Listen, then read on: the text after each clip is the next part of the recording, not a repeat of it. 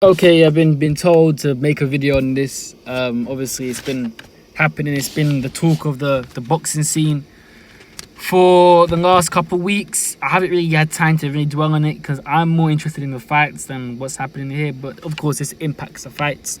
It obviously, to a lot of people, impacted or potentially impacted the Oscar Rivas fight. And yes, you know what I'm talking about. Dillian Whyte has allegedly, I'll be careful with my words because people are getting sued up and down, boy. Dillian Whyte allegedly failed they found an adverse finding in Dillian Whyte's A sample, which was done, was it June? It was done a month ahead of his fight against Oscar Rivas. But they were only told July the 17th, so 3 days before the fight, they were only told about the adverse finding. Obviously, he spun the boxing world upside down because obviously Dillian Whyte, Matchroom fighter, pay-per-view fighter. This is not the first time that this has been kind of jumped on Dillian. You know, he failed a drugs test a couple of years back. It was a supplement off the counter, but he got put 2 years because they had to obviously make a showing of him and show that this can't be done, even though it was an accident and it got ruled as an accident. A lot of people are also quite annoyed and skeptical because obviously Dillian Whyte is somebody who's quite vocal about drug cheats. He's obviously accused Anthony Joshua of taking therapeutic exemption drugs, and he's accusing other fighters to do it as well. He was quite harsh with Big Baby Miller. And he's quite been vocal in terms of Tyson Fury's drug cheats and Tyson Fury's drug history. So yeah, we know that, that's why I think a lot of people have reacted a bit, not harshly. I mean, obviously, the two things that made it quite severe is the fact that Oscar Rivas wasn't notified and the fact that Dillian Whyte is quite vocal about drug cheats. I think those are the two reasons why people are quite annoyed about the situation. Obviously, I'm trying to just get the facts now and just before I start talking, but while I'm still talking about it, Dillian Whyte, there was another thing about the gloves. I don't know what that was about. I mean, obviously, I remember watching a fight and him saying that one of the undercards took his gloves, and they confirmed that they actually took they were given his gloves. They didn't take it, they were given his gloves.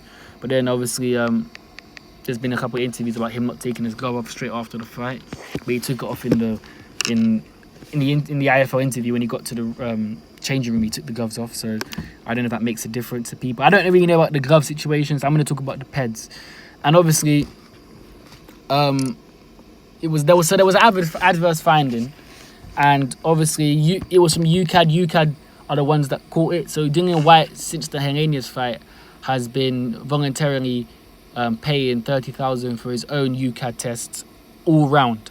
So before the fights, all the time, every fight, whenever they can see him weekly, he would be getting UKAD tested and before and prior to all his fights. So UKAD have confirmed with Sky Sports that he has passed his UKAD test, right? And the only test that he hasn't necessarily passed is the UKAD one. But people obviously are jumping, saying, "Yeah, he passed VADA, so." Well, that doesn't. So he's clear. That doesn't mean that, because there could be something on VADA that's not on UKAD. There could be something on UKAD that's not on VADA. That doesn't necessarily mean that it's he's passed it. So we've got to look at it, without any opinions, just looking at it, And it's interesting enough. I think what's more important to understand is the British Board of Control were the ones that passed Dillian Whyte to fight Oscar Rivas. This wasn't an Eddie Hearn. Eddie Hearn. A lot of people believe Eddie Hearn has a lot of power, which he does in boxing.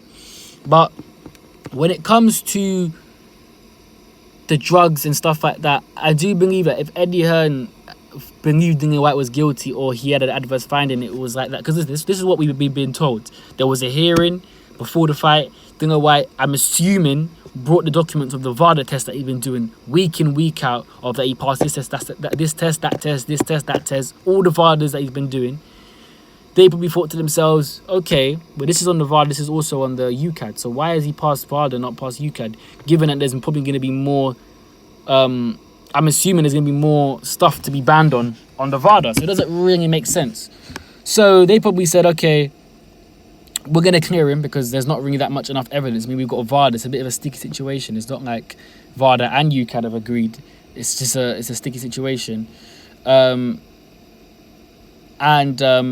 Yeah, so that was done there, and he got cleared to fight. VADA operates in boxing in a mixed martial arts and requires fighters or promoters to pay for testing for the duration of the fight build-up. It is understood that the testing for Whyte's bout and Rivas' bout cost a region of 28 to 23,000. Okay, it's about 30,000. Whyte's failed test with UKAD reportedly took place in late June, around a month before he was notified of findings. So that's interesting enough. I mean, UKAD are quite weird because they take so long to notify you. They usually take.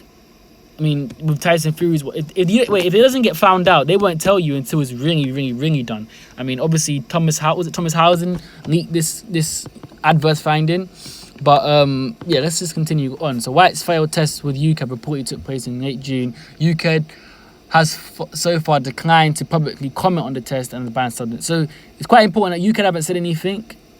Boxing fans are very reactionary. UKAD haven't actually said anything. They haven't banned, because they can ban Dillian Whyte. They can ban him. They can send the ban. They can say 8 years. They can do what they can. VADA can't ban. That's why Gerald Miller is now walking around scot-free, and he's just choosing to fight in October. He's not been told. He got banned for 6 months by the WBA, but I'm assuming he wants to fight for the WBA. So Gerald Miller has chosen to wait till October when the WBA ban is up to fight for a WBA title. I'm assuming is what he's thinking. Is otherwise he would be fighting for another sanctioning body in another country. You know, in the US, just for another license. It's quite simple. So the fact Whyte was cleared to fight was drawn a bit of a problem and made a lot of boxing fans annoyed and question why Rivas' team were not informed of the failed test. Because again, there was an adverse finding in his sample. Doesn't matter if it's been cleared or it's been this, it's been that. It only makes sense if you have been cleared.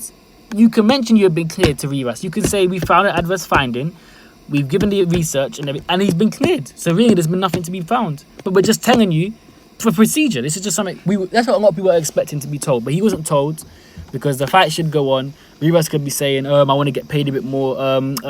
You know, I'm not going in. Or if he loses, I think I was on drugs. So, you know, so I think that's why Hearn didn't really want to say anything.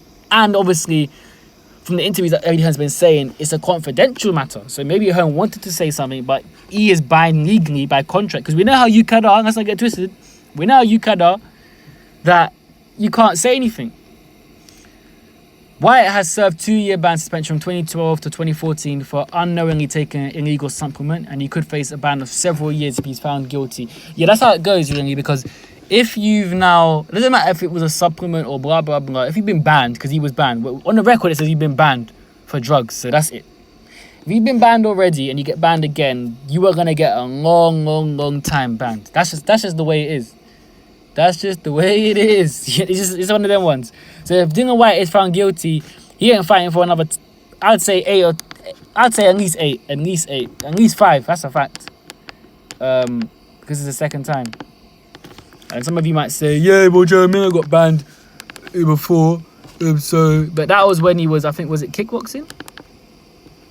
When he got banned? I don't know the Joe Miller situation that much.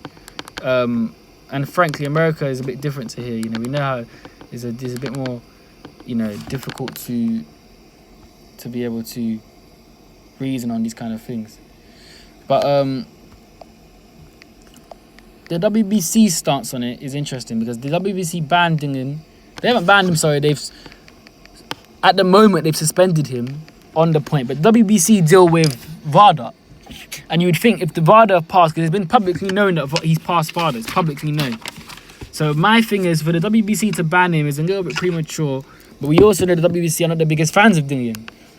So are we surprised that he got banned by the WBC for now until they get more evidence? I'm not surprised, no, because we see Wilder running his mouth in Brixton and everywhere saying Dillian Whyte could have killed somebody, but you wanted to kill somebody. You wanted a body.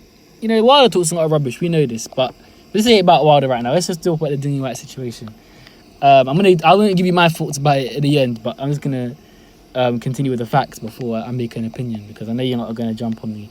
You know, there was one channel, I think it's YB is blah blah blah. He talks a lot of rubbish on this channel, but he's quite funny because he just talks. I think he has like an imaginary source in his mind when he dreams, and he talks about a lot of, he just talks about a lot of. It's like, I'm not even gonna get onto his channel right now. Maybe let's say that for another video in it, because it's not about him. Let's just talk about the Dillian Whyte situation. But yeah, so I think Rivas team weren't notified, which is why a lot of people are angry. And yeah, that's the, obviously people are saying they're waiting for sample B. We haven't been told about no sample B yet. If the sample A, if they found a positive the adverse finding on June and only told White a month after, then wouldn't it make sense that if they find the B sample, they're going to tell you a month after? I'm only just saying what makes sense. I'm only saying what makes sense. We don't know the ins and outs. I'm hearing a lot of conspiracies about they're plotting against Dillian Whyte, because obviously Mark Tibbs put out a tweet that John Harding Jr., one of Dillian Whyte's fighters, who got outboxed and outclassed in Liverpool, was rushed on by UKAD straight after. So is it kind of like a Dillian Whyte conspiracy thing? Because it's not looking too good for Dillian Whyte in general. If we're going to just talk about him mentally, he's a mentally tough guy. Let's not get twisted. He's a very mentally tough guy. But over the last coming weeks, I've been hearing a lot of interesting stuff about Dillian. On his Instagram, he's been putting out things about, he understands why people take their lives, and he's been talking about stress and all these kind of things. And understandably, he's going to be stressed because he's trying to clear his name. This thing is going to ruin his reputation in boxing already, because we know how people in boxing is guilty till proven innocent, not innocent till proven guilty. So it's going to really put a stain on his career. But he's made millions. He shouldn't really be that upset and crying about him, and he's done his thing. He's probably kicking himself. He should have just took the AJ fight. All this hassle, all this Oscar Rivas and all this going around the whole WBC route. My friend, you had Joshua was in your stable the whole time. You could have fought Joshua any time. As after he beat Parker, he could have fought Joshua any time. Any time. After the Chisora fight, he could have fought Joshua. It's not about the money, because I don't care. Like, all this thing about people telling me, yeah, well, he got mobile, it's not his fault. No, but what you got to understand is, whether the rematch clause was Joshua gets the lion's share, it doesn't matter, because you're still getting paid a lot of money. You see, you as a mandatory, is he going to get paid a lot of money? Okay, you don't get the rematch clause, but you're still going to get paid a hell of a lot less. So it didn't really make sense to me why he declined it. I believe the reason he declined it was for two reasons. He either truly believed that AJ was on steroids or therapeutic blah blah blah from Dubai, and he wanted to have as much time as possible to prepare, or he just believed that he's not boxing, he's not ready to fight AJ. He's not ready. Simple as that. He needs a couple fights, and it's just not ready to go into the AJ fight, because if you lose back-to-back against AJ, 2 fights on your record, it's not going to look easy to go into other fights. So maybe he wants to fight some other big fights before he goes and fights the guy that knocked him out cold. Well, not cold, but knocked him out for him to get oxygen, to get put in to get him reviled. Do you understand? Do you get the point? Don't get it twisted. I'm not a Dillian Whyte hater. I love Dillian Whyte. He's one of my favourite fighters.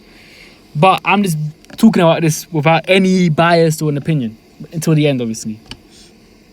And people have been highlighting that he's stressed and everything, and there's been this new source of information that I've known about for a while, but I don't know why people are so surprised, that his brother isn't his brother, or something like that. Well, his brother is his brother. It's his half-brother, but he goes by the name of Lamar Scott. I don't really know the situation on that. I don't even know if it's his half-brother or not.